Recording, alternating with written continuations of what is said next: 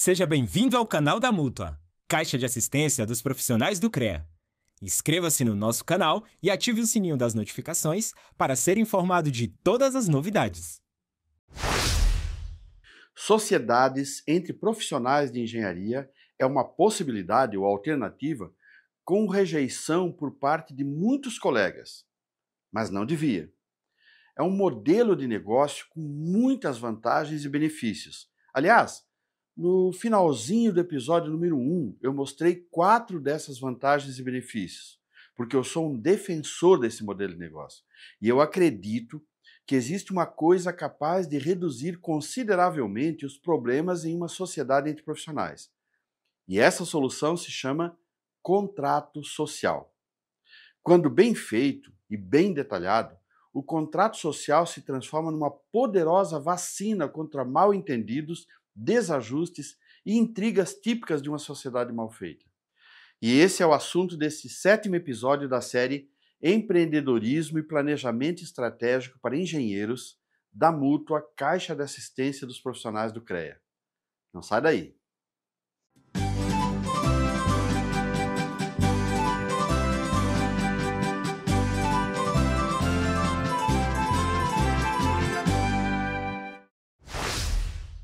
Sabe o que a Mútua pode fazer por você e sua família? A Mútua é parte do sistema Confea-CREA, que atua para valorizar os profissionais das áreas tecnológicas. Ela é o braço direito que apoia esses profissionais quando eles mais precisam. Com um programa de inclusão, previdência complementar, planos de saúde, seguros e financiamentos, além de benefícios exclusivos para mulheres e pessoas com deficiência. Agora você já sabe, a Mútua é uma parceria para o seu futuro. A Mútua é para todos. O contrato social é o documento que estabelece a empresa. É um instrumento essencial, a constituição da sociedade. E nele devem ser estabelecidas e registradas todas as regras de funcionamento da empresa e da relação entre os sócios. O problema é que, geralmente, ele é tratado apenas como mera burocracia, um documento obrigatório para o registro da empresa na junta comercial. Então, o contador contratado acaba elaborando um contrato social baseado num modelo padrão, com 9 ou 10 cláusulas que cobrem aquilo que é obrigatório pelo Código Civil Brasileiro, deixando muitas questões cruciais de fora. Essas questões, que ficam a descoberto no contrato social, alguns meses ou anos depois se apresentam como problemas sem solução, arruinando a saúde da sociedade. Então, especialmente para o Protocolo 9, um serviço que eu faço para profissionais que estão em fase de abertura de escritórios, eu desenvolvi um contrato social robusto, com muito mais cláusulas e que pretende cobrir, se não todos, pelo menos grande parte dos problemas que geralmente atormentam sociedades entre profissionais. Esse contrato social proposto é regido por 3 princípios fundamentais. Número 1. Dar algum poder aos sócios minoritários. Segundo este princípio, as decisões da empresa não serão privilégio dos sócios majoritários ou daqueles que em conjunto tiverem a maioria absoluta do número de cotas de participação. Todos os sócios, por menor que seja o número de suas cotas, terão algum poder sobre determinadas decisões previstas em suas cláusulas. Número 2. Dar aos sócios vantagens e benefícios materiais. Segundo esse princípio, na medida do possível e do bom senso, a sociedade deve prover aos seus sócios, de acordo com o número de cotas que possuam, algumas vantagens e benefícios materiais, como o pagamento de despesas e o uso ilimitado de instalações e equipamentos.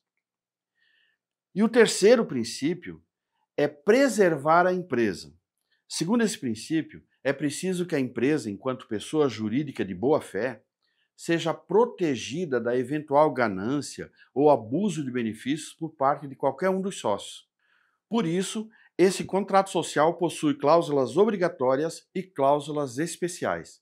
E aqui, nesse documento, que você vai poder fazer o download, com o link que eu vou deixar aqui na descrição desse vídeo, as cláusulas obrigatórias estão em preto e as cláusulas especiais estão em azul.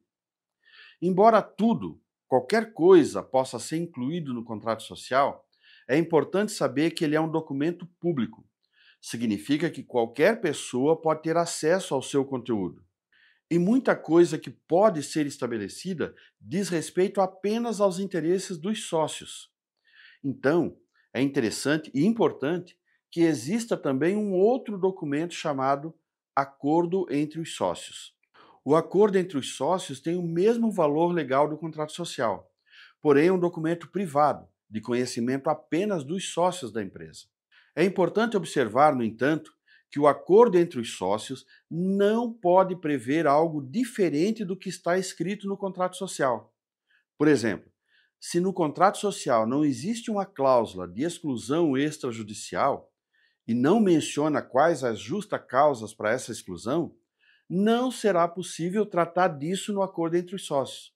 Por isso é preciso, além das cláusulas obrigatórias pelo Código Civil, incluir no contrato social algumas cláusulas especiais tratando de outras questões importantes, para que elas possam ser tratadas também no acordo entre sócios. Essa prática está prevista no artigo 113 do Código Civil Brasileiro, que diz o seguinte: os negócios jurídicos devem ser interpretados conforme a boa-fé e os usos do lugar de sua celebração. E no seu parágrafo 2º, diz que as partes poderão livremente pactuar regras de interpretação, de preenchimento de lacunas e de integração dos negócios jurídicos diversas daquelas previstas em lei. E aqui eu preciso abrir um parêntese para dar um crédito importante para a advogada contratual Carolina Bergler, aqui de Santa Catarina. A palestra que ela deu em janeiro no canal 893 foi muito esclarecedora e me ajudou a aprimorar alguns detalhes importantes no contrato social que será apresentado daqui a pouco. Vou deixar o contato dela aqui na descrição desse vídeo.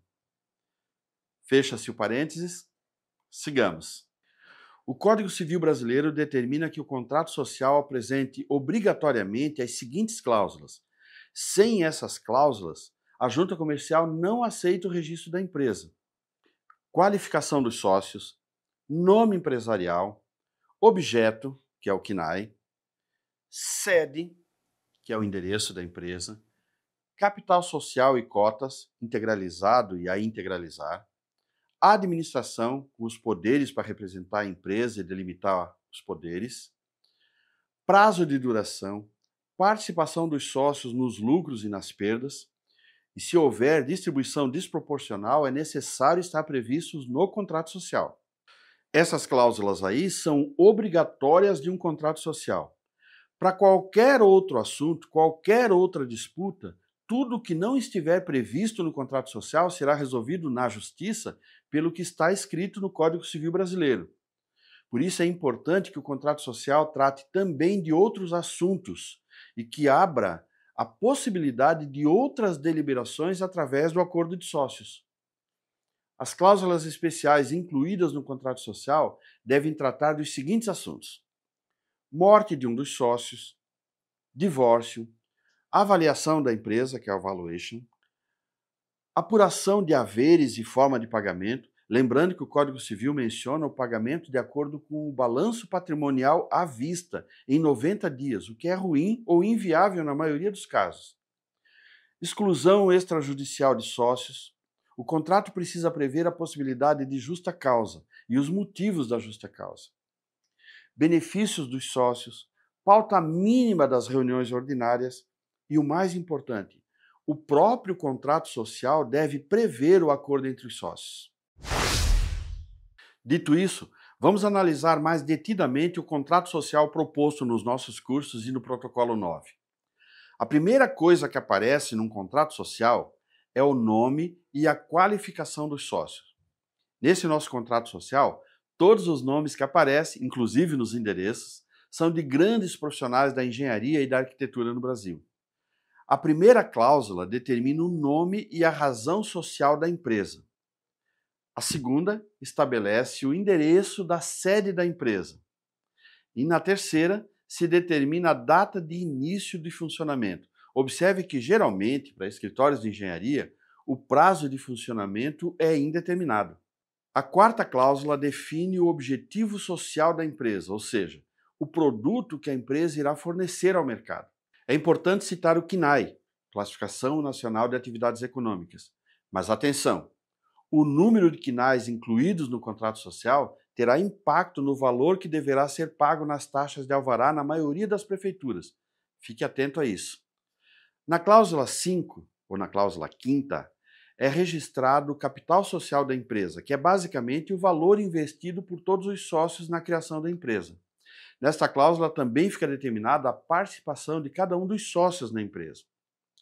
A cláusula 6ª define a empresa como uma sociedade de natureza pessoal e que os sócios exercerão atividades na empresa.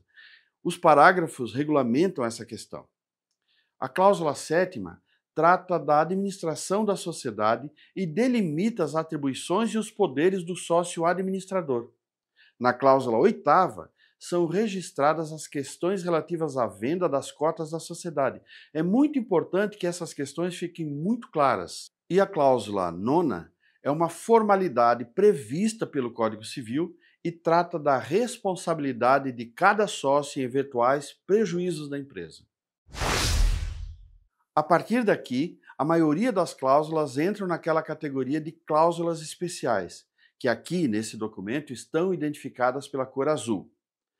Nesta cláusula 10, o caput é usual em contratos sociais, mas os 2 parágrafos dessa cláusula apresentam uma tarefa importante para o sócio administrador no encerramento de cada exercício.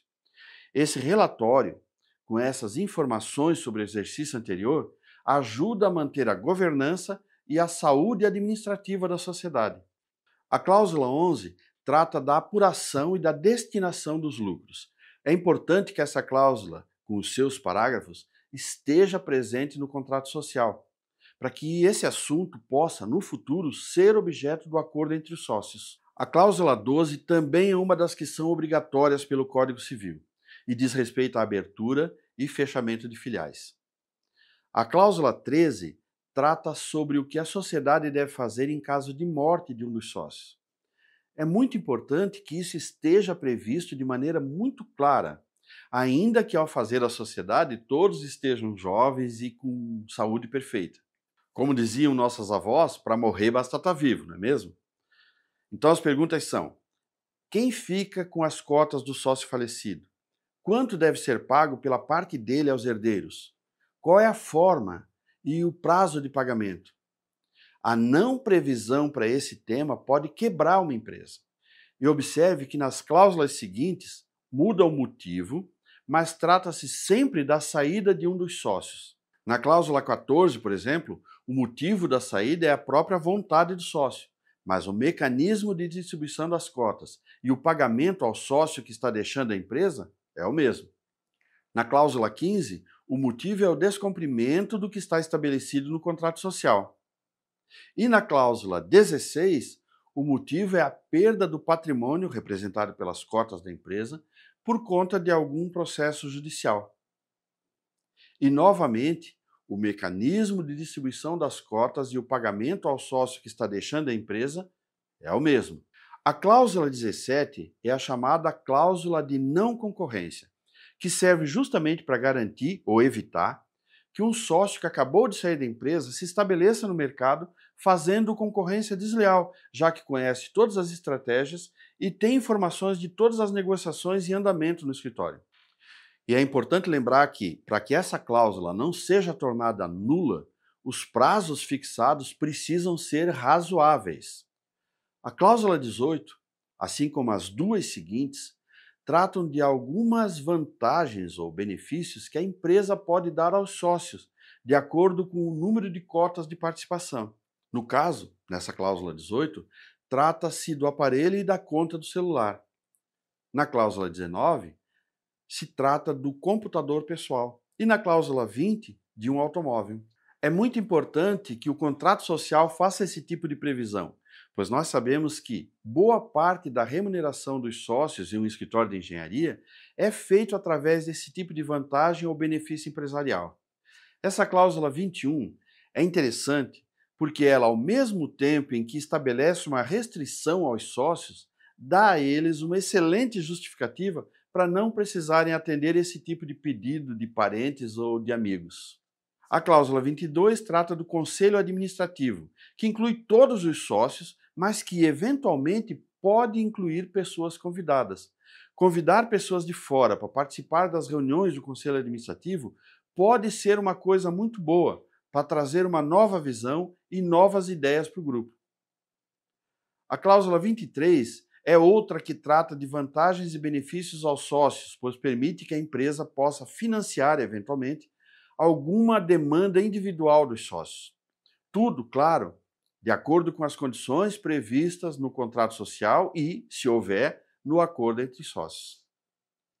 A cláusula 24 é uma das mais importantes desse contrato, porque é nela que está garantida a distribuição racional do poder de decisão da sociedade. Nenhum sócio pode tudo, mesmo que ele possua a maioria absoluta das cotas da empresa. Sócios majoritários podem muito. Podem mais do que os sócios minoritários, mas não podem tudo. E essa restrição de poder é garantida com o poder de veto que os sócios minoritários têm em determinados assuntos, dependendo do número de cotas que possuem. Esta cláusula ajuda a fazer com que os sócios minoritários se sintam muito mais comprometidos com a empresa e interessados nas decisões que são tomadas. E, finalmente, chegamos à cláusula 25, citada algumas vezes nas cláusulas anteriores. É nesta cláusula 25 que está prevista a reunião anual ordinária, que deverá obrigatoriamente discutir os itens de A até F, para que as decisões sejam registradas no livro de atas e que sejam válidas como documento interno da empresa, de acordo com o contrato social e com o acordo entre os sócios. Aliás, o acordo entre os sócios é objeto da cláusula 26. Observe que, no contrato social, o acordo entre os sócios precisa não apenas ser citado, mas é necessário também que sejam explicitados os assuntos dos quais ele irá tratar. Só assim é possível garantir a legitimidade e o valor legal daquele documento. A cláusula 27 é padrão dos contratos sociais e segue o que determina o Código Civil Brasileiro sobre o sócio administrador. E, por fim, a cláusula 28, que determina a instância que irá dirimir as questões, discussões e pendências entre os sócios. Observe que o padrão é esse texto em preto, determinando o foro de uma determinada comarca.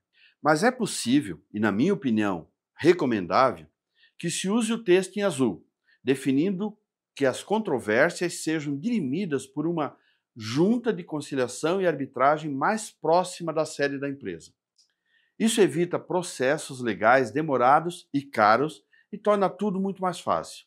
Aí, com a assinatura de todos os sócios e também com a assinatura de pelo menos 2 testemunhas, o nosso contrato social está finalizado e pronto para ser submetido à junta comercial. E aqui as nossas conclusões mais importantes. 1. Contrato social é muito mais que um mero documento para o cumprimento de uma obrigação legal e burocrática. Ele tem uma função e precisa ser um documento vivo na sua empresa. Precisa ser um documento cujas cláusulas e parágrafos sejam perfeitamente conhecidos de todos os sócios. 2. Existem cláusulas obrigatórias e cláusulas especiais. As cláusulas obrigatórias servem para que a empresa seja constituída de acordo com o Código Civil Brasileiro e para que o registro do contrato possa ser feito na junta comercial. E as cláusulas especiais servem para tornar o contrato social mais robusto, antecipar problemas, questões e controvérsias que geralmente acontecem em sociedades nas quais essas discussões não são feitas antecipadamente. 3. O contrato social é um documento público, ou seja, qualquer pessoa pode conhecer o seu conteúdo. Já o acordo entre sócios é um documento privado que regulamenta a relação entre os sócios e entre eles a empresa. 4. O acordo entre os sócios não pode tratar de assuntos que não tenham sido mencionados no contrato social. Mais uma razão para que o contrato social seja muito bem pensado e revisado. E por fim, 5. Tudo que não tenha sido objeto do contrato social nem do acordo entre os sócios será resolvido, se houver uma pendência judicial, pelo que diz o Código Civil Brasileiro, que, de uma maneira geral, não é interessante para a saúde da empresa. Se você é um profissional de engenharia, de agronomia ou de uma das geociências do sistema Confea, CREA, Mútua, essa série foi produzida para você. A Mútua está fazendo esse investimento por acreditar no potencial empreendedor dos seus profissionais e por querer que eles estejam instrumentalizados para transformar os seus conhecimentos técnicos em negócios lucrativos e sustentáveis. Assista todos os vídeos, deixe os seus comentários ou envie perguntas para mim. Eu terei um grande prazer em responder, se tiver ao meu alcance. Inscreva-se no canal da Mútua e compartilhe esse vídeo com algum colega que possa se interessar ou se beneficiar com esses conhecimentos. E até a semana que vem.